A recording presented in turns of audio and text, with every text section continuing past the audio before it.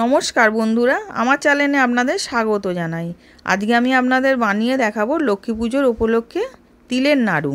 তার জন্য আমি গ্যাসের মধ্যে কড়া বসিয়েছিলাম। কড়াটা গরম হয়ে গেছে, 1 বাটি তিল দিলাম। তিলটা ছিল 200 গ্রামের তিল। তিলটাকে ভালো করে ভেজে নেব।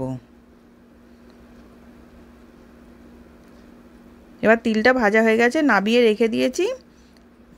আর গুড়টা দিয়েছি আমি 300 গ্রাম। একটুখানি গুড়টা এতে বেশি লাগে। এবার গুড়টাকে ভালো করে আমি চিটে করে নেব। এবার ভালো মতন চিটে হয়ে গেছে। এবার ভাজা তিলটাকে আমি দিয়ে নেড়ে নেড়ে পাক করে নিচ্ছি। এটাতেও আমি গ্যাসটা বন্ধ করে দিয়েছি। এবার গ্যাসটা বন্ধ করে ভালো করে পাক করে নিলাম।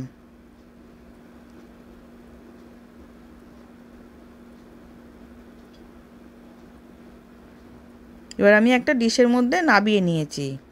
তিলের নাড়ুটা গরম গরমই পাকাতে হয়, ঠান্ডা হয়ে গেলে পাকানো যায় না, শক্ত হয়ে যাবে। এবার আমি গরম গরম সব পাকিয়ে নিলাম। এবার তিলের নাড়ু রেডি। আশা করছি ভিডিওটা ভালো লেগেছে। আমি হাজির হব আর এক নতুন রেসিপির সাথে।